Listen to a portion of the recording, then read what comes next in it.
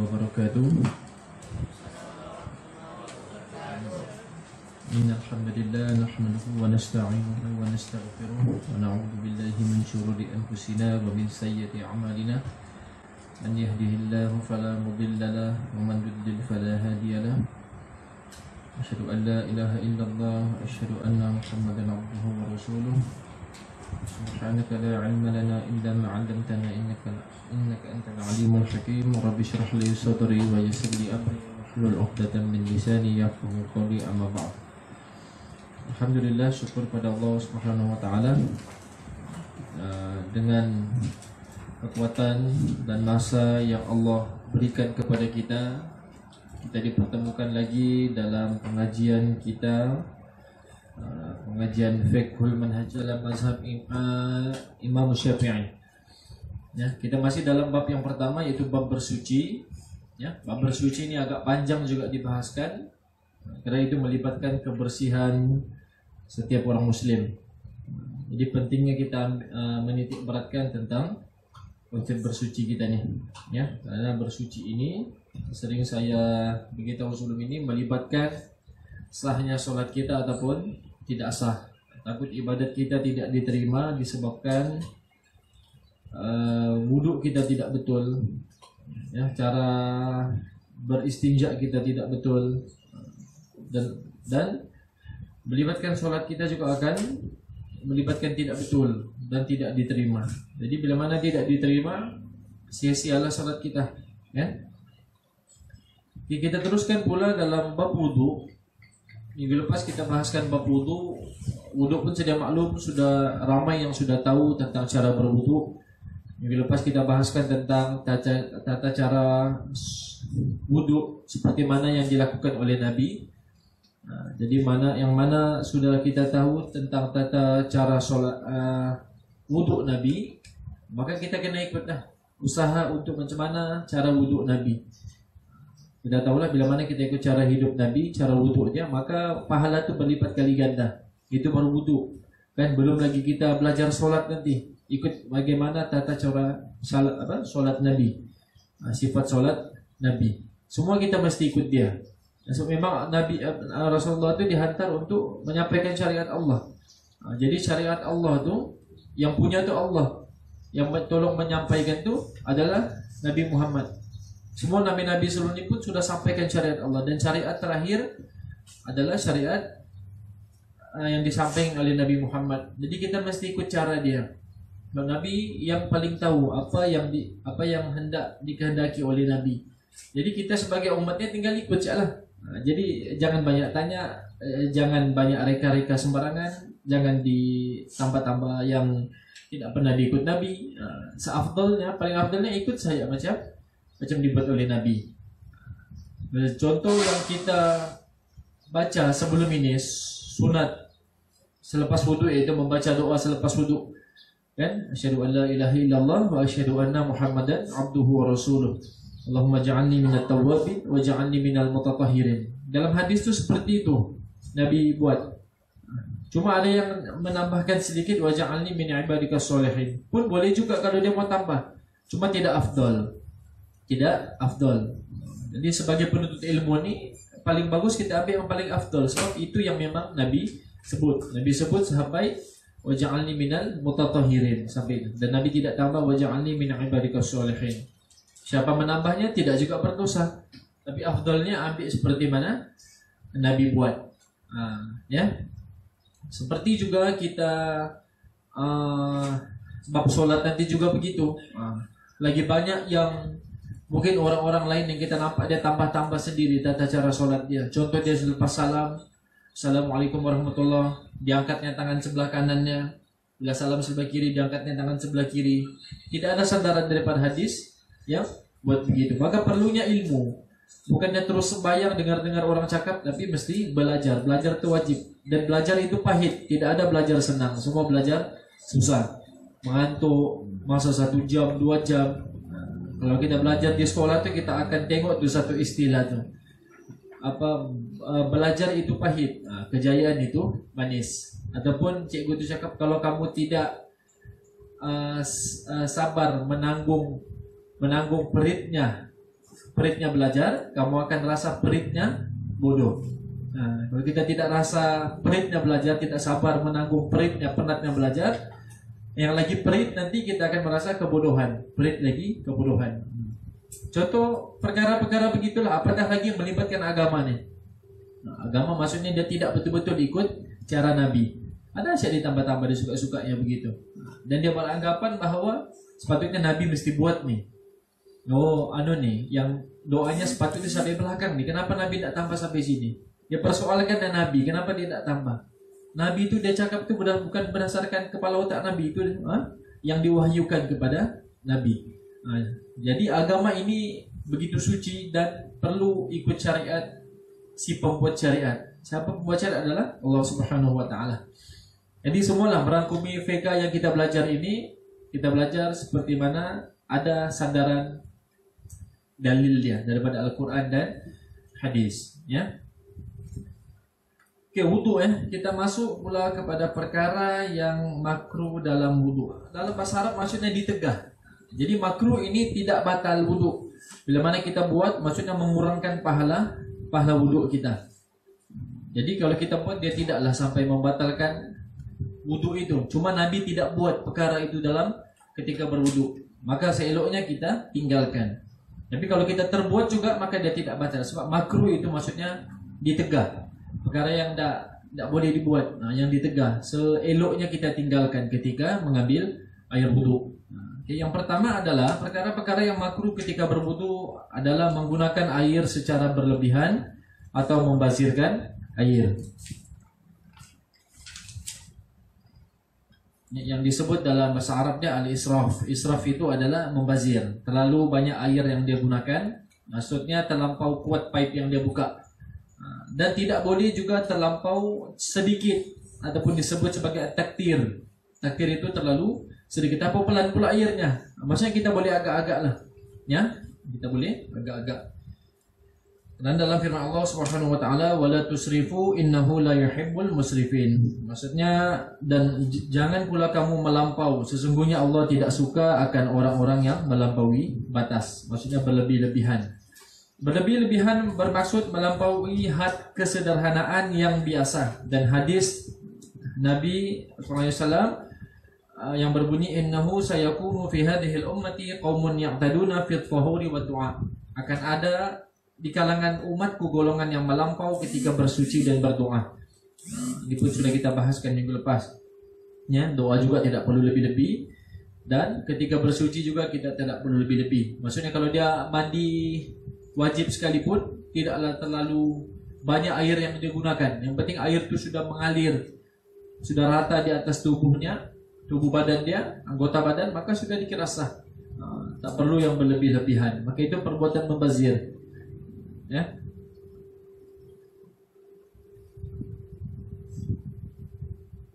Yang kedua, mendahulukan basuhan tangan dan kaki kiri daripada yang kanan. Makruh juga kalau kita dahulukan sebelah kiri baru kanan. Sunnahnya adalah kita dahulukan kanan kemudian kiri. Seterusnya mengelap anggota wudhu dengan tuala kecuali keuzuran kerana sangat sejuk atau panas yang menyakitkan sekiranya air masih ada pada anggota atau dikhawatiri dirisaukan anggota tersebut terkena najis atau debunya. Selepas wudhu afdalnya kita tidak mengelap sisa-sisa air yang melekat di anggota wudhu kita. Kita biarkan saja air itu kering di anggota kita. Tidak mengelap kecuali dalam keadaan keuzuran di negara yang terlalu sejuk. Bila mana musim sejuk, maka selalunya orang akan mengelap air itu tadi. Kalau tidak, air itu kita akan merasa sejuk yang bersangatan. Dia sudah sejuk, kita kena air lagi. Air yang di musim sejuk ini, airnya seperti ais batu, bukan air pipe macam kita. Dia cuacanya sejuk di luar, maka air yang dalam pipe tadi itu juga akan sejuk. Sejuk seperti mana apabila kita buka ais batu tu.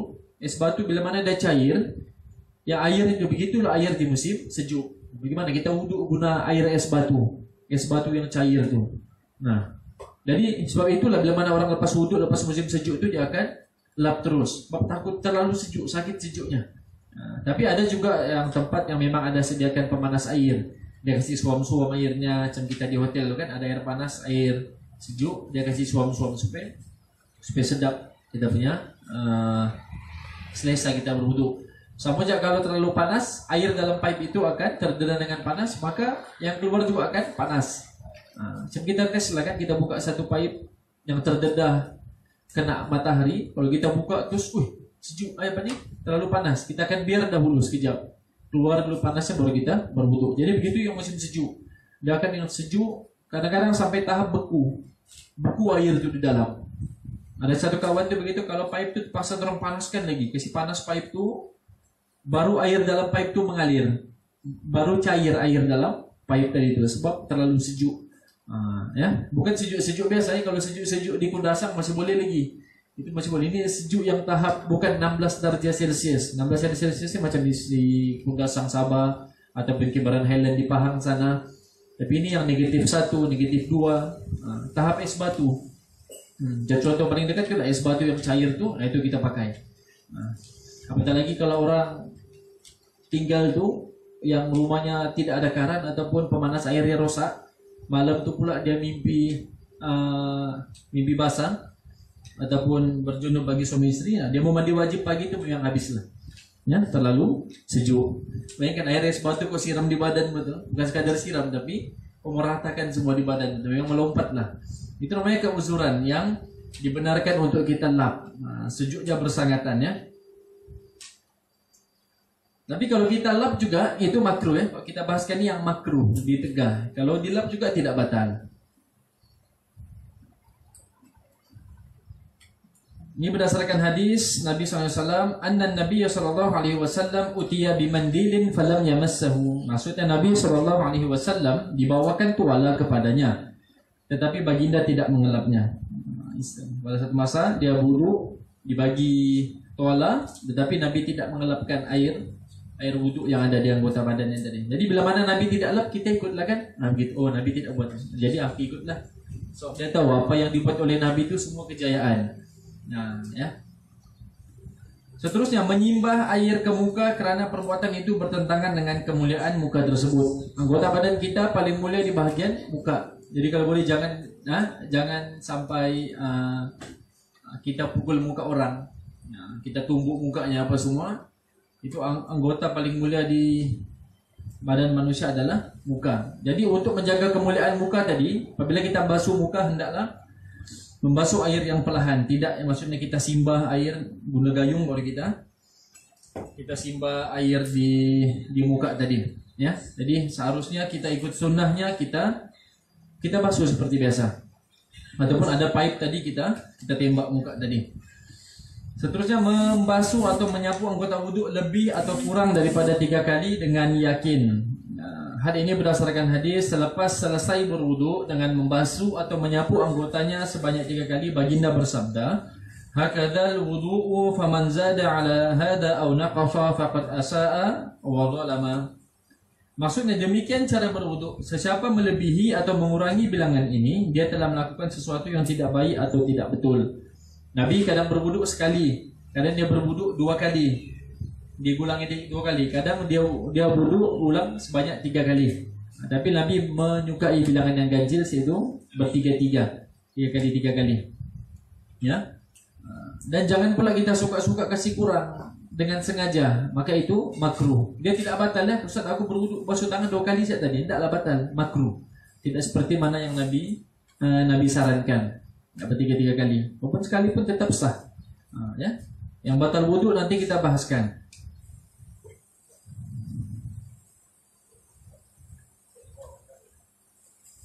Seterusnya makruh juga kita meminta bantuan orang lain membasuh anggota wudhunya tanpa uzur kerana yang melambangkan sifat takabbur yang berlawanan dengan sifat kehambaan. Jadi dia terlampau bosnya betul-betul kasih wudhu aku, malas berdiri, susah pula tuh ya. Kita bawa air, kita wudhu dia, mukanya kita sapu, kakinya kita kasih kumur-kumur di mulutnya, kita masukkan air di hidungnya.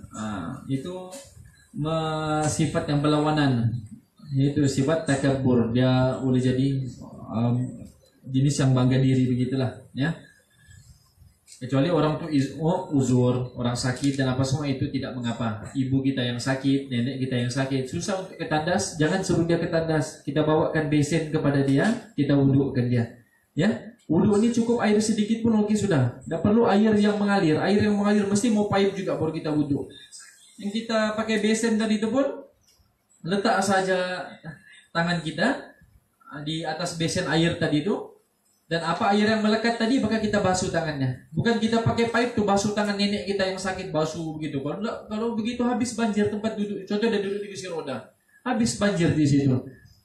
Yang mukanya pun kosimba air begitu, basah kesian dia. Nah kita mau tukar bajunya lagi. Ambil saja air, kita naikkan tangan kita. Ada melekat air di tangan kan? Nah itulah kita basuh di muka nenek kita. Kena semua ubun-ubunnya, semua sampai ke telinga. Kita yakin sempurna kena semua bagian muka, selesai. Macam saya sendiri selalu begitu. Kalau nenek saya sakit tuh, panjang dia hidup hari itu, hari-hari kami kasih wudhu subuh. Kecuali pitandas, kami sorong pitandas untuk dia buang air.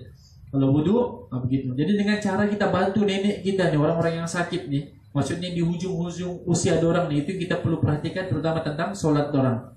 Kita bantu dorang, dia dorang pun rasa selesa. Dan dorang tidak minta bantuan tuh, nak kasih wudhu, bahkan tidak kita yang mesti mau ada rasa. Kita rasa tanggung jawab. Aku ini sebagai cucu ini, aku mesti jaga nenekku supaya bila mana dia balik nanti kepada Allah dalam keadaan solatnya tidak pernah dia tinggalkan. Dan dapat pahala siapa? Kita sebagai cucu tadi ini. Selalu ambil berat tentang solat neneknya, wudhu neneknya. Itu juga termasuk sifat orang-orang yang soleh. Ya, sebab dia tahu ibu ini telah melahirkan, nenek tadi telah melahirkan ibu kita. Dan ibu kita lahirkan ibu kita. Ibu kita punya surga di bawah telapak kaki nenek kita. Dan surga kita di bawah telapak kaki ibu kita. Jadi mereka bersangkut paut. Jadi mana-mana yang ada keluarga sakit itu kita kena buat begitu. Jangan dia tunggu minta wudhu, kita nek sembahyang kita nek, begitu ajar dia. Kalau tak boleh kita ajarkan dia macam mana begitu. Senang dia semeng duduk, tidak perlu dia bergerak-gerak. Dia akan begitu sih agak rupanya. Iya begitu sih nek, tidak perlu banyak. Dia pun rasa tidak susah rupanya sholatnya walaupun aku sakit. Nah, itu pentingnya kita belajar ilmu. Bila mana ilmu ada, kita boleh ajarkan kepada ahli keluarga kita. Masa keluarga kita tidak ajar? Kita di dunia hidup sementara, saat kita balik ke sana, kita mau jumpa balik dorang. Ya? Masa kita jumpa nenek kita tuh, nenek kita dalam keadaan muda sudah, umur 30 tahun, apa cantik dan tidak lagi tua, tidak sakit lagi. Ini jadi sementara saja. Jadi untuk proses belajar ini kita sabar. Ya. Oke, jadi kalau kita bantu tadi wudhu tadi nenek kita tuh, itu tidak mengapa ya. Dalam keadaan dia uzur, ya, ayah kita kah, walaupun dia tuh masih muda, dia kecil kah, dia lepas bersunat dah susah mau kan, kasih wuduk dia, kalau dia susah betul mau kasih wuduk lah dalam keadaan baring. Kalau dia mau sembahyang dalam keadaan baring duduk, tengok mana-mana keselesaan bagi dia.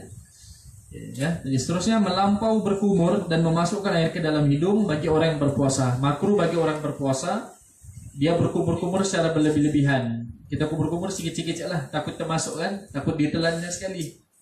Jadi kita sekadar ada saja. Tapi kalau berlebih-lebihan, dikumur banyak-banyak kali begitu, dikhawatiri akan jatuhnya sampainya air itu ke tekaknya tadi. Ataupun juga memasukkan air ke dalam hidung. So ini termasuk rongga. Rongga nih mulut kita, kerongkong kita itu rongga. Hidung juga rongga. Sebab rongga hidung kita ini akan bersambung ke leher kita, masuk ke dalam air. Ya. Jadi kalau kita dalam keadaan berpuasa, sekadar yang ada saja kita tarik hidung tuh, ya, istinsar tuh, ya, istinsyaq. Kita tarikkan ala kadar, jangan terlalu berlebih-lebihan. Tapi kalau berlebihan juga makruh. Tapi kalau sampai ke tahap melepasi rongga kita, maka dia batal lah, ya.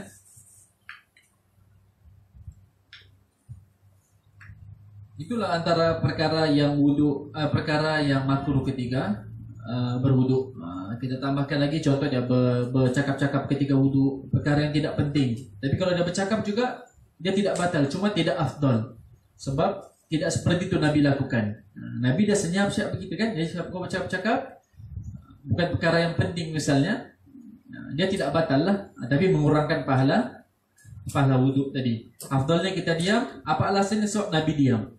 Alasannya kita sebut saja nama Nabi. So Nabi ku diam masa wudu. Tidak perlu kita contohkan orang lain. Bukan sebab ustadku diam ambil wudu, aku ikut ustadku enggak. So, Nabi ku diam ketika berwudu, dan Nabi ku sholat begini, dan Nabi ku wajib dia wudu begini, jadi aku mesti ikut dia. Nah, ya. Itu namanya sayang kepada Nabi, cinta kepada Nabi begitu, semua aspek. Nah, samping kita berselawat harian kepada dia, apa perbuatannya itu kita kena ikut, terutama bab ibadat nih. Nah, bab ibadat paling penting. Oke, seterusnya kita bahaskan pula perkara membatalkan wudu. Nah, ini yang panjang sedikit perbahasannya nih, ya. Batal wudu, kita sangka batal tapi tak batal, ya. Wudu terbatal dengan 5 perkara. Ada 5 perkara yang membatalkan wudu, ya. Yang pertama, semua yang keluar, apa-apa saja yang keluar daripada kubul dan dubur seperti kencing, tahi, darah, kentut dan lain-lain. Kubul kemaluan kita di depan dan dubur di bahagian belakang. Ya, itu namanya kubul dan dubur. Kubul hadapan, dubur belakang. Ya, kemaluan kita bagi laki zakar ataupun faraj bagi perempuan, dan punggung kita. Ya. Hal ini berdasarkan firman Allah Subhanahu wa taala dalam Al-Qur'an, "Au jaa ahadum minkum minal ghaid." Yang bermaksud atau salah seorang di antara kamu datang dari tempat buang air. Nah, hendaklah kamu bersuci jika salah seorang daripada di antara kamu datang dari tempat buang air. Maksudnya lepas kita buang air lah, ya. Sementara hadis pula daripada Abu Hurairah radhiyallahu anhu, Rasulullah SAW bersabda, "La yuqbalullahu salata ahadukum idza ahdatha hatta yatawadda." Wa qala rajulun min Hadramaut, "Mal hadathu ya Abu Hurairah?" Qala fusa'un aw duratun. Yang bermaksud Allah Subhanahu wa taala tidak menerima solat seseorang daripada kamu apabila berhadas. Orang tidak ada wudu ini maksudnya berhadas lah. Kita kencing, kita sebut berhadas. Sehinggalah dia berwudu. Lalu seseorang lelaki daripada penduduk Hadramaut bertanya, "Apakah hadas tersebut wahai Abu Hurairah?" Abu Hurairah menjawab, "Ia adalah kentut yang senyap dan kentut yang berbunyi." Namanya dalam hadis ini ada ya, kentut senyap yang berbisa tuh dan kentut yang berbunyi. Nah, biasa yang senyap tuh jarang mengaku tuh, ya. Nah, kentut berbunyi kita boleh tahu siapa. Gitu kan. Kalau yang senyap cari ke siapa? Ada yang pura-pura menulis, pura-pura ya. Jadi dalam bahasa Arabnya itu disebut sebagai fusa. Fusaun itu kentut, kentut yang tidak kedengaran. Siapa fusa nih? Hebat kak budak-budak madrasah. Sebut bahasa Arab sudah kan. Siapa fusa tadi nih? Bukan pusa ya. Kalau pusa bahasa Bugis pusa. Pusa itu posi, ya. Fusaun ataupun kentut yang besar disebut durotun. Siapa durotun tuh? Nah, jadi boleh cakap begitu kan. Hebat orangnya bahasa Arab. Durotun kentut yang besar, fusaun kentut yang senyap tak berbunyi. Nah, jadi yang Nabi beritahu siapa yang kentut maka dikira batal, dan dikiaskan tadi itu sama juga perkara itu apabila apa-apa saja yang keluar, sama kencing kah, kita berak kah, angin kah, walaupun keluar tadi batu kah, atau apa-apa saja keluar daripada kubul dan dubur kita, sampah kulit rambutan kah, apa kah, beting keluar apa-apa saja maka dikira batal, ya.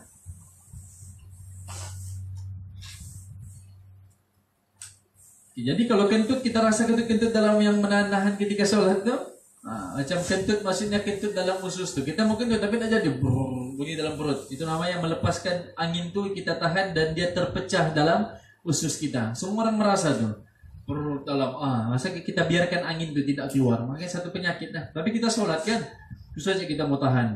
Nah, jadi seeloknya sebelum wudu kita selesaikan dahulu perkara hajat kita ditandas. Selesai berak, selesai kencing, selesai kentut. Baru kita berwudu. Apa-apa yang dalam sholat itu kamu tahan selagi mana boleh tahan. Tapi kalau terkeluar juga, pastikan dia bukan fusaun lah. Fusaun lain sedikit ya. Jadi yang kita rasakan itu tapi tidak kentut itu tidak batal. Bukan keluar daripada lubang dubur kita. Dan manusia itu dia boleh tahu sama ada keluar atau tidak. Masa dia tanya orang, aku kentut kita dia, mana aku tahu punggungmu. Nah, masih kita tahu kan dia yang rasa terbuka atau tidak punggung tadi itu. Jadi jangan tanya orang. Dia yang tahu kentut atau tidak. Tapi kalau dia rasa tidak keluar dari lubang punggungnya, masih dalam ususnya itu tidak, berarti itu tidak kentut. Itu angin yang pecah dalam usus kita. Nah, biasa begitu tuh. Banyak angin. Seterusnya juga perkara yang membatalkan adalah tidur yang tidak tetap. Tidur yang tidak tetap punggungnya. Tertidur, dia sudah wudhu tapi tertidur. Apa yang dinamakan tidak tetap di sini adalah duduk dalam keadaan punggungnya bertaup rapat dengan lantai. Manakala maksud tidak tetap pula ialah terdapat rongga di antara punggung dan lantai. Ya, dia duduk yang tidak tetap punggungnya. Contoh kalau kita tertidur, kalau kita tetap punggung kita nih yang betul-betul punggung kita nih di atas lantai. Di atas lantai. Coba kalau kita tidur macam biasa, kita punya punggung bukan terletak di lantai semua kan? Separuh sebab kita punya struktur badan memang dia melekuk begitu.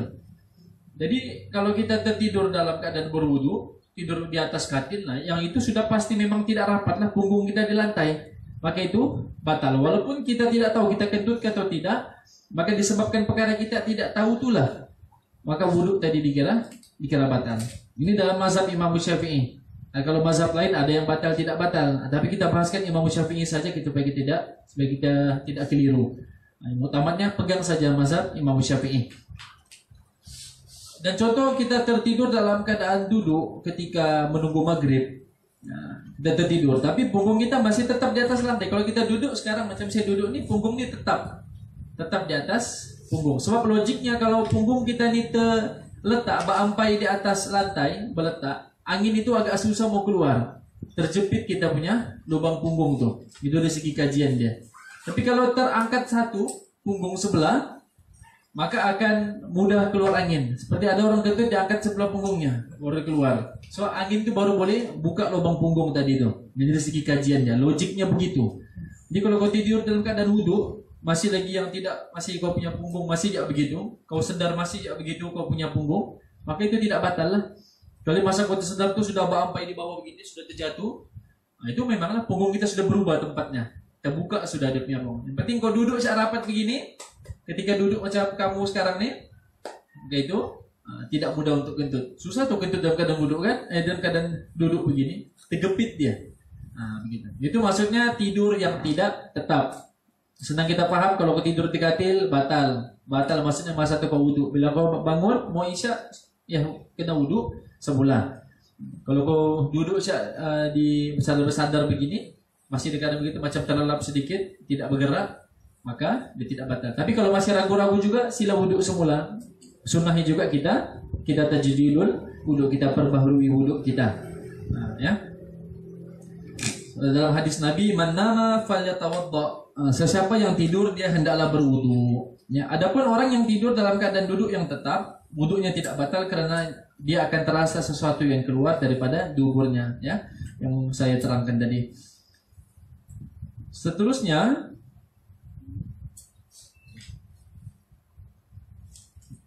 hilang akal disebabkan sama ada mabuk, pitam, sakit atau gila. Hilang akal maksudnya pengsan lah, pengsan ataupun gila. Nah, pengsan disebabkan apa? Dia mabuk disebabkan dia minum benda keras lah, minuman keras. Ataupun dia pitam, pengsan dia tidak sadarkan diri, sakit atau dia gila. Maksudnya dia wudu mau maghrib tadi, kira-kira dia mau pergi sab jadi gila sekejap. Terus tiba-tiba tanding belakang di dapur, terjatuh ke belakang. Gila, kenapa kau? Masih dia tidak sadar, jadi wudunya tadi batal. Dia tidak ada tumbling begitu kan? Ataupun dia sakit tiba-tiba, sakit yang sampai tidak sadar diri apa semua, yang menyelibatkan tidak sadar diri itu akan batal. Sebab semasa dia tidak sadar diri itu dia tidak tahu terkentut atau tidak. Maka langkah jaga untuk berjaga-jaga, langkah ihtiyat kita anggaplah itu batal wudu. Ya mabuk pun begitu juga, ataupun dia pengsan sekejap habis maghrib, dia pengsan sekejap. Sebab imam yang terlalu panjang kali baca tadi kan pengsan dia, habis assalamualaikum pengsan. Maka batal wudu tadi, ya. Habis dia bangun semula ketika mau dekat isya, maka dia kena wudu semula. Oke, mudah paham begitu ya. Pengsan cak batal. Seterusnya, seseorang lelaki menyentuh istrinya atau perempuan lain tanpa berlapi. Maksudnya tersentuh. Perbuatan tersebut membatalkan wudu kedua-duanya. Yang menyentuh pun kena batal, yang disentuh pun juga batal wudunya. Maksud perempuan lain ialah perempuan yang halal berkahwin. Hal ini berdasarkan firman Allah Subhanahu wa taala, Aw lamastumun nisa, yang bermaksud atau kamu bersentuh dengan perempuan. Ya, jadi lelaki menyentuh istrinya. Jadi kita ini dalam nasab kita ada manusia ini ada yang mahram, ada yang bukan mahram. Istilahnya mahram bukan mahram. Ya, dia bukan muhrim ya, mahram. Mahram adalah siapa itu mahram? Mahram adalah orang yang haram kita kawini sampai bila-bila. Sama ada secara bertempo ataupun sampai bila-bila. Dan mahram kita ni kita tidak boleh kawin sampai bila-bila. Jadi bila mana kita tidak boleh berkahwin dengan dia, maksudnya kita boleh menyentuh dia. Macam bukan menyentuh suka-suka lah. Kalau kita tersentuh tangannya, kulit apa semua, maka tidak batal. Dan siapa mahram itu adalah pertama ibu bapa kita, atuk dan nenek kita, pakcik dan makcik kita, sebelah ibu dan sebelah bapa. Dan bila mana kita berkahwin, anak-anak kita bukan istri kita. Istri kita bukan mahram kita. Sebab istri kita bukan kita kenal sebelumnya. Dia keturunan orang lain. Dia darah daging orang lain. Maka suami istri yang bersentuhan, kalau maksudnya sekarang kita bincang bab wudu ya. Pada wudu, dia mau sholat, tersentuh tangan istrinya, sengaja atau tidak sengaja, maka dikira batal wudunya. Dalam mazhab Imam Syafi'i. Mazhab lain ada yang tidak batal. Kecuali dia tu dalam keadaan ada syahwat dia. Ya, ada berahi dia baru dia ni. Tapi kita bincangkan senang kita faham, maka batal wuduk tadi. Adapun si istri tadi salam si suami tapi berlapik guna kain telekung dia, maka batal. Nah, yang maksud di sini batal terkena kulit ya. Kulit terkena kulit tanpa pelapik. Kalau kita kena baju adik perempuan tadi terlanggar di baju dia bukan kulit yang berlapik, maka itu tidak kena. Itu tidak batal. Maksudnya kulit. Kulitnya semua anggota badan kecuali kuku, gigi dan rambut. Contoh kau pergi ke serbe, tersentuh gigi cewek tu, begitu. Masa pula tiba-tiba masuk ya.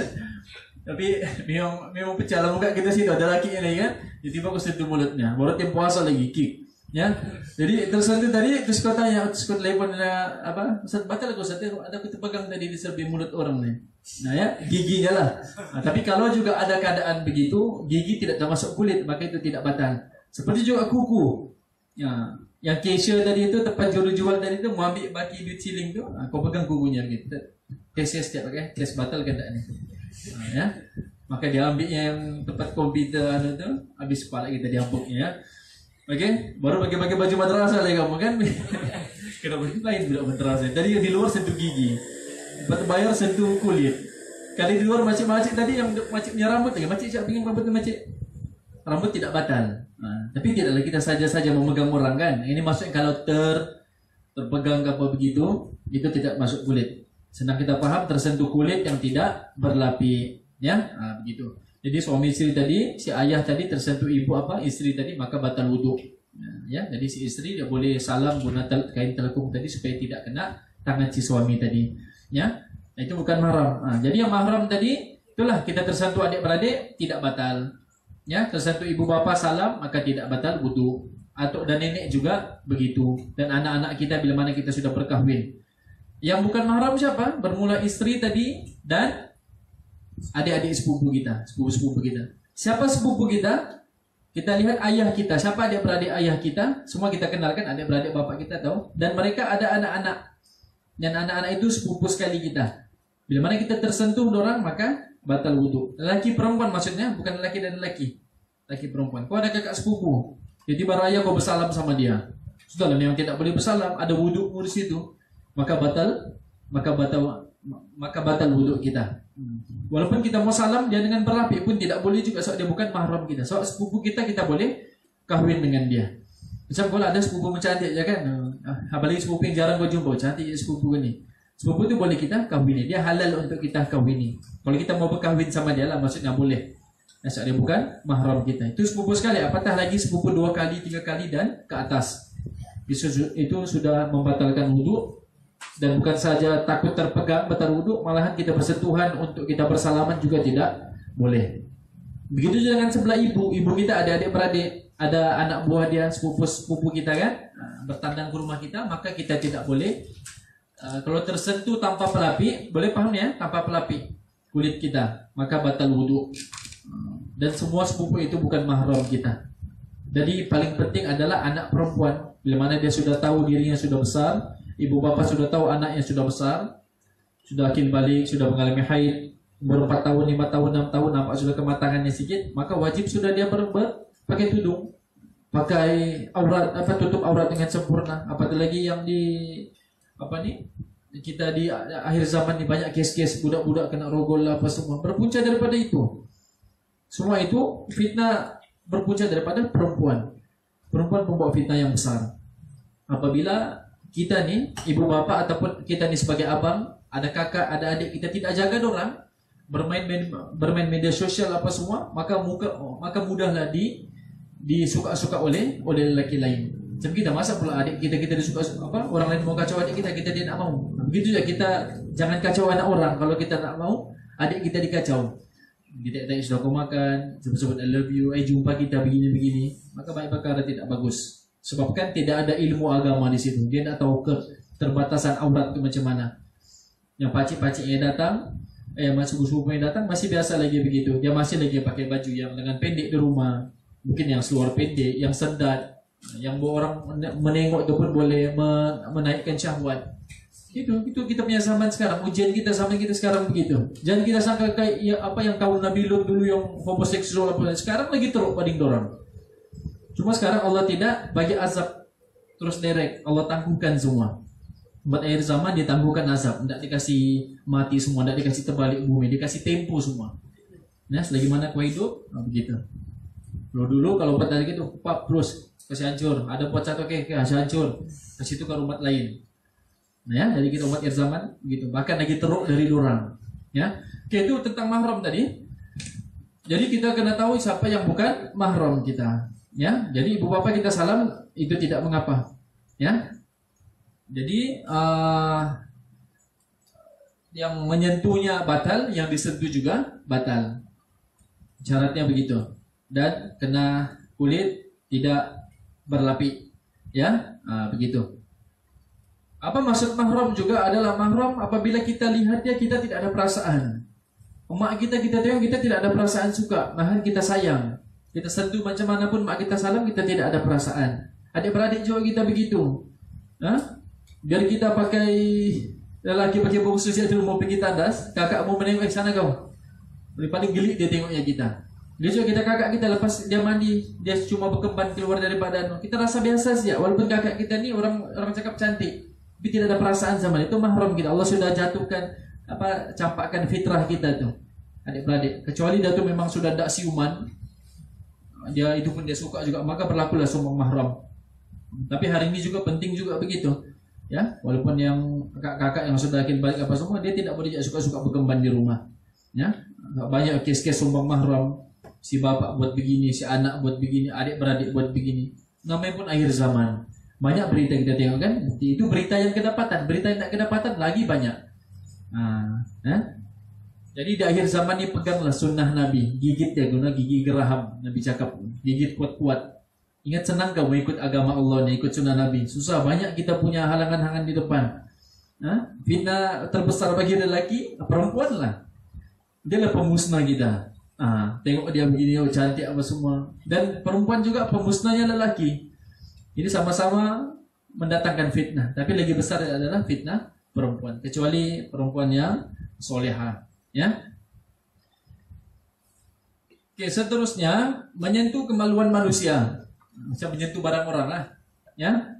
Sama ada diri sendiri, kemaluan diri sendiri atau orang lain, sama ada kubulnya atau dumurnya dengan tapak tangan dan perut-perut jari, tapak jari tanpa pelapik. Ya. Menyentuh kemaluan. Ini sekarang bab wuduk ya. Bab wuduk. Kalau kau sentuh kemaluanmu tempo nak berwuduk tak apa-apalah. Kau menggaruk kah, kau berak kah, apa kah? Sekarang masanya kau sudah wuduk. Lepas wuduk maghrib tadi nak menggaruk kemaluan misalnya begitu, nak memegang tiba-tiba terpegang.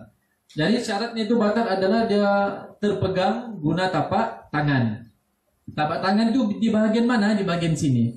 Ini tapak tangan dan di perut-perut di sini. Ini tapak tangan dan tepi-tepinya di tepi-tepi. Di belakang ni bukan lagi tapak tangan. Jadi kalau kau terpegang kemaluanmu begini macam rokok kau buat, kena aja di tepi di tengah ini juga dikira batal. Itu namanya perut-perut jari jemari, tepi-tepi tangan. Kena. Jadi sedang dipaham kalau terpegang maka batal tanpa pelapik. Jadi kalau gosok ke apa daripada seluarmu di luar itu tidak terkena. Boleh paham ya? Nah, begitu. Ya sama ada kemaluan diri sendiri ataupun kemaluan orang lain. Pegang barang kabanmu begitu. Pas buduk datang datang suatu-suatu sudah di belakang tadi. Kau pegang di barang orang. Nah, begitu kan tiba-tiba. Maka kau dibuang saja dari madrasah. Oke, las gaya bersih. Oke. Ditanya kenapa dibuang, dia punya alasan, bikin punya orang ketawa lah. Ya begitu alasannya Ustaz ya, ya begitulah gayanya di sini. Itu contoh ya, bukan kamu lah. Oke, maka itu batal. Jadi kita kena tahu ya di bahagian mana yang batal nih. Ini kita kena tahu aja ilmu kan, ilmu kita kena belajar. Tidak boleh jangan malu-malu dalam ilmu. Jadi kalau kemaluan lelaki disebut zakar, di hati yang batal, kawasan yang batal adalah di bagian batang zakar lelaki itu hingga ke kepala dia. Ya, kita kan tahu. Di bagian batang zakar lelaki hingga ke kepala dan ke depan. Adapun di bawahnya belakang itu tidaklah. Tidak perlu saya sebut apa namanya. Di bagian itu tidak. Di bagian batangnya dan ke depan. Nah, itu senang saya cakap begitu ya supaya paham. Okay. Itu bagian lelaki. Okay. Kalau bagian perempuan pula, kalau kita tak tahu batal atau tidak adalah perempuan tersentuh bagian faraj dia di bagian bibir faraj dia. Bagian bibir faraj tepat keluarnya air kencing. Nah, selain daripada bibir faraj, so ada kawasan-kawasan yang lain itu tidak batal. Tak perlu saya kasih terperinci. Tunggu kawin apa semua kamu akan tahu. Ya. Jadi kalau si istri bertanya terbatalkah selagi mana dia tidak memegang bagian bibir faraj maka tidak terbatal. Guna tapak tangan ya. Kalau dia pegang juga tanpa pelapik, tapi di belakang tapak tangan maka tidak. Tapi apalah sedapnya menggaruk dari belakang kan? Nah, yang ada tangan juga kurang kurang nikmatnya. Oke, jadi kita kena tahu juga. Itu bagian kubul, bagian kemaluan, bagian dubur di belakang pula di mana batal. Kau sentuh siap punggung batal terus. Di mana bagian punggung? Ini punggung kita lah. Punggung bulat kan? Nah. Masa di situ saya kata batal wudukku. Baru saya garuk sedikit terus batal. Macam punggung pula kita garuk gatal tapi guna belakang tangan. Tidak rasa apa-apa, ya? Tidak rasa pedisnya itu orang ya. Oke, jadi yang batal itu adalah di bagian pusaran lubang punggung kita. Ya? Semua manusia ada punggung, dia tahu lah pusarannya di mana, tidak perlu dibagi gambaran macam mana. Ya, pusaran punggung maksudnya di situ tempat keluarnya najis kita, terpegang bahagian di situ, ya, maka dikira batal guna tapak tangan. Dah aku pegang kau cium lagi, nah lain lah. Ya, di situ, situ bagian batal dia. Nah, supaya kita tahu kan, itu namanya ilmu. Jadi terpegang di bagian-bagian yang lain itu tidaklah. Jadi bagian pusaran itu yang batal. Itu dengan bagian zakar kita tadi, bagian batang dan kepalanya. Dan bagi perempuan tadi bagian bibir farajnya, maka itu yang dikira batal menyentuh kemaluan orang sendiri ataupun kemaluan orang lain tanpa pelapi dengan tapak tangan dan tepi-tepi tapak tangan tadi. Ya, jadi kalau orang sembahyang dalam keadaan dia tidak pakai box suspender, tapi kemaluan itu bergeser di antara pahanya, dikira batal gitu. Dia bersarung dan berjuntai tidak begitu, tidak memakai apa-apa. Macam mana kalau terkena paha dia? Ataupun dia duduk antara dua sujud, terkena duduk apa begitu? Kira batal ke tidak? Tidak lah kan, bukan tapak tangan, ya, bukan tapak tangan, ya. Oke, jadi terkena mana-mana, dia terkena muka kah, terkena siku kah, kemaluan, kena tapak kakimu, yang penting tapak tangan tadi. Masa pula lututmu kena kemaluan, macam mana pula begitu? Cacat kita, ya. Oke. Itu antara perkara yang membatalkan wudu, ya. Adapun makan atau minum tidak batal, cuma makruh. Tapi sunnahnya kita bersugi selepas itu dan berkumur-kumur untuk menghilangkan kesan-kesan makanan yang melekat-lekat di gigi supaya kita sembahyang selesa, tidak ada sisa-sisa makanan yang mengkhawatiri kita boleh tertelan makanan tadi. Di mana tertelan maka batallah solat tadi. Oke.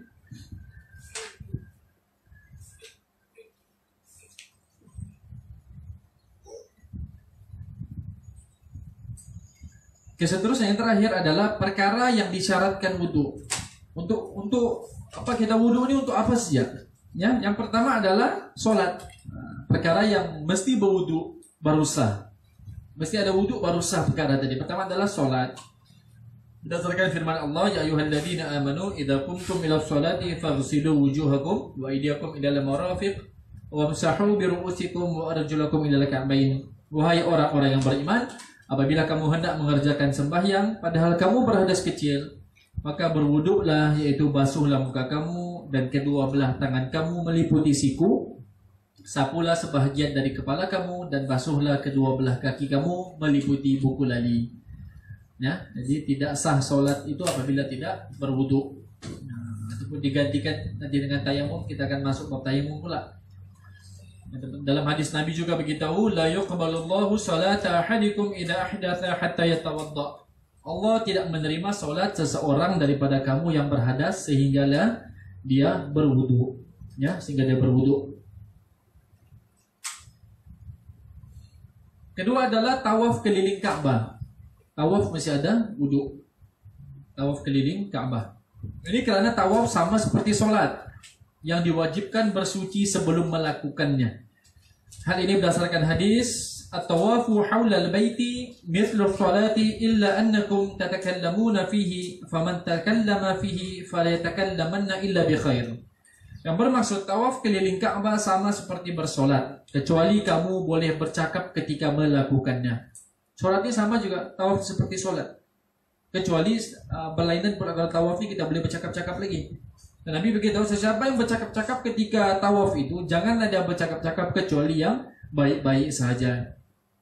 Sambil kau bertawaf, sambil kau bertanya lagi, bos ada ini bukan bos? Bos ada rokokmu? Bos di mana kau tinggal?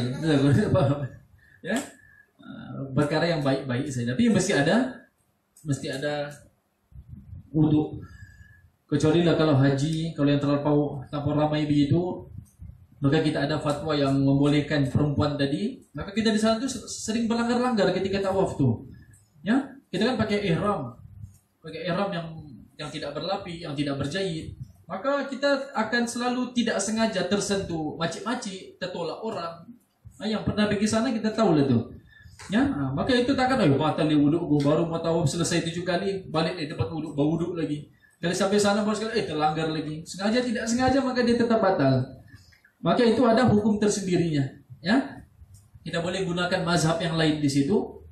Kita boleh melompat mazhab di situ jika keadaan darurat. Keadaan darurat, bukan yang suka-suka melompat mazhab. Kita boleh menggunakan mazhab lain di situ yang mana tidak batal wudu orang tadi bersentuh lelaki perempuan kalau tidak mendatangkan syahwat. Kita tengah tahu masa untuk sentuh orang ada syahwat. Cantik orang belakang kita di itu mah ada perasaan. Tapi yang logiknya tidak ada perasaan begitu ketika di sana berhadapan rumah Allah. Maka itu tidak membatalkan wudu perempuan atau lelaki tadi. Tidak perlu dia ke sana lagi ambil wudu, maka dia dibolehkan. Itu kalau kita belajar fiqh perbezaan. Untuk belajar fiqh perbezaan kena habiskan dahulu fiqh mazhab kita. Mazhab Imam Syafi'i, baru kita tengok apa mazhab Maliki, mazhab Syafi'i, mazhab Hambali. Ada kalanya kita gunakan mazhab orang ketika keadaan yang memerlukan. Contoh kita berzakat kan, berzakat Imam Syafi'i kena pakai beras. Kalau kita pakai beras penuh orang yang tukang ambil zakat tuh, ambil zakat, kita bayar pakai duit, yang datang berbaris bawa beras semua satu karung, bos zakat. Cuma dia mau angkat semua penuh di belakang tuh. Maka dimudahkan kita guna mazhab lain gunakan duit, memudahkan dan begitu. Tapi tidak suka-suka kita itu berdasarkan fatwa ikut mufti kita. Apa mufti cakap kita ikut. Jangan salahkan dia orang yang berilmu, dia tahu semua tuh. Sama juga jual beli online, beli di Shopee kita bayar lalu barang kemudian haram kalau begitu. Tapi sekarang keadaan mendesak, keadaan memerlukan. Kan sudah teknologi modern, kita pakai mazhab lain yang membolehkan barang sampai duluan baru kita bayar duluan baru barang sampai. Sedangkan dalam mazhab kita mesti face to face berjual beli. Bos ikan sekilo ya, bayar dia beli barang. Terus ijab dan kabul begitu. Aku beli ya bos, ya jual ya. Ini bos bayar ya bos. Jadi yang bayarnya yang datangnya 2 minggu baru datang. Begitu ada hukum-hukum begitu. Jadi FK kita mazhab tuh luas sebenarnya kalau kita belajar. Kalau belajar FK tuh best sebenarnya, cuma mau sabar saja. Ya. Seterusnya yang mesti kita wudu adalah menyentuh Al-Quran dan membawanya. Ya, hal ini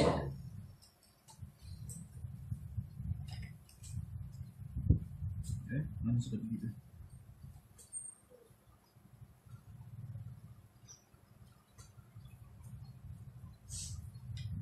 Tadi tawaf seluruhnya menyentuh Al-Quran dan membawanya, menyentuh kitab suci. Ya, hal ini berdasarkan firman Allah, la yamassuhu illal mutahharun. Tidaklah menyentuh Al-Quran itu kecuali orang yang suci, makhluk Allah yang diakui bersih dan suci. Manakala hadis pula la yamassul Qur'anu illa tahir. Bermaksud tidak boleh menyentuh Al-Quran kecuali orang yang bersuci. Okay? Jadi Al-Quran kita kena pegang dalam keadaan kita berwudu. Dalam keadaan berwudu kita menghormati kitab suci Al-Quran. Jadi kalau kita pegang-pegang saja ini menyentuhnya, tapi kalau membacanya tidak apa-apa kalau tidak berwudu. Tapi kalau berwudu lagi afdal. Lagi afdal. Apalagi kalau kita baca dalam handphone apa semua, ya. So, ini la yamassu, menyentuhnya. Jadi orang yang dalam keadaan tidak bersuci, dia tidak boleh suka-suka menyentuh Al-Quran. Kalau menyentuh tafsir tidak mengapa. Tapi orang yang mau jaga hati ini, orang-orang belajar tasawuf ini, dia tidak akan suka-suka menyentuh Al-Quran kalau dia tidak ada wudu. Dia mau pastikan dirinya bersuci saja. Dia macam mana mau tahu diri kita sentiasa kita bersuci? Setiap kali kita masuk tandas, kita terkentut, buang air, kita kena wudu. Sunnahnya kita berwudu. Jadi bila-bila lepas tu terpegang Al-Quran, ada apa kita boleh pegang. Jadi maksudnya tidaklah kita berwudu tu semata-mata bila solat baru berwudu. Bila-bila pun kita boleh wudu. Ya, mau jaga diri kita sepanjang hari bersuci, lepas ya keluar angin atau apa, wudu. Jadi bila-bila dia mau sembahyang di mana-mana ke apa semua, dia sudah ada wudu, sudah bersuci di situ. Ya, kecuali lah tadi kalau dia orang yang haid tadi, dia tidak mau boleh menyentuh Al-Quran atau membacanya. Tapi orang-orang yang perempuan ini dalam fatwa Imam besar dunia Imam Yusuf Qaradawi, Syekh Yusuf Qaradawi membenarkan orang yang dalam keadaan haid tadi dia boleh membaca Al-Quran jika perempuan itu memang sudah kebiasaannya baca Al-Quran. Dia nak mau tinggal Al-Quran. Kalau dia haid dalam masa 7 hari, 9 hari, dia rasa dirinya kosong saja. Dia mau baca Al-Quran dengan niat dia baca Al-Quran tadi, dia baca tafsirnya sekali untuk mempelajari isi kandungan Al-Quran. Kalau dia pegang suka-suka maka berdosalah. Jadi bagi perempuan yang memang mau sentiasa ibadat kepada Allah, maka ini dibolehkan. Jadi kalau suka-suka tidaklah.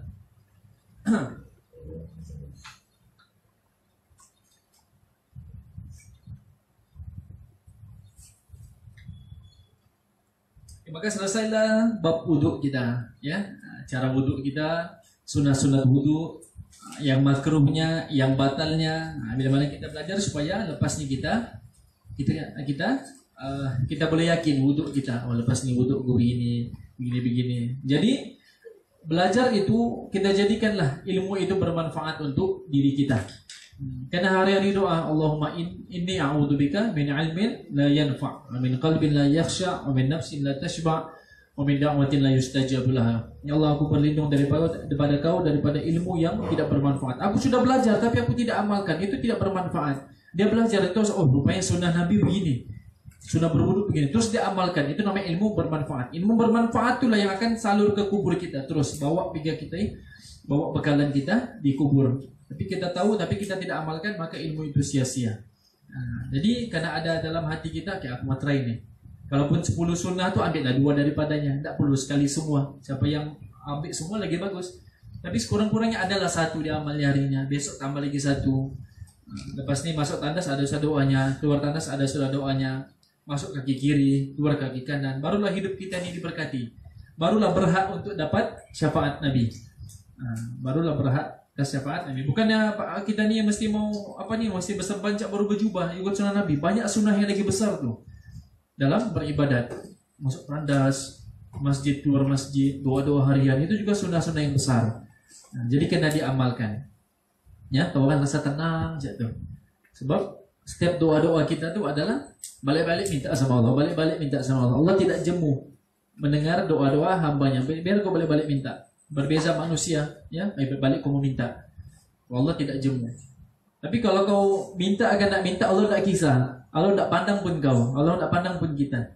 Kau beriman kan tak beriman, Allah tidak pandang kau siapa. Kau masuk surga, silakan. Nak masuk surga, ya, terpulang pada kau. Aku ciptakan kamu untuk beribadat kepada. Kalau tidak beribadat sekalipun, Allah tidak heran. Tidak terkurang pun sedikit kekuasaan Allah. YB tadi kalau dia memimpin, kalau yang separuh tidak menyokong dia akan terjejaskan. Orang Tanjung Batu tidak sokong aku, di belakang Hapsing pun tidak pula. Susah pula begini. Allah tidak. Yang ditawa tidak beriman, satu dunia tidak beriman, Allah tidak terkesan. Itu nama Allah, Khaliq, pencipta. Jadi pencipta kita ni dia punya syariat tuh. Syariatnya itu yang diturunkan kepada Nabi, ajar kepada manusia. Maka kita follow Nabi, ikut Nabi, apa yang Nabi diajarkan daripada wahyu yang diturunkan oleh malaikat Jibril. Jadi beragama tuh hati-hati, karena ikut yang aslinya tuh. Okay? Itu saja. Mudah-mudahan ilmu yang dikongsikan dapat memanfaatkan untuk diri saya dan diri kita semua. Kita akan sambung ke minggu depan, tajuk menyapu khuf. Untuk pakai kasut. Terusnya bab haid, bab tayamum, semua itu bab suci. Lagi juga kena belajar bab haid. Kita ada adik perempuan, ada ibu, nanti ada istri, ada anak perempuan. Jangan sampai orang lain yang ajar anakmu pasal haid. Cewek-ceweknya, kau haid kan? Oh begini-gini sih ya. Bapaknya mesti ajar dulu, mamanya mesti ajar dulu, supaya anaknya terjaga. Tidak perlu bimbingan dan laki-laki durjana di luar. Ya. Itu saja kelas. Kita tutup dengan tasbih al-kafarah. Subhanakallahumma wa bihamdika asyhadu an la ilaha illa anta astaghfiruka wa atubu ilaik. Wa sallallahu ala Muhammad wa ala alihi wa sahbihi wasallam. Walhamdulillahirabbil alamin. Assalamualaikum warahmatullahi wabarakatuh.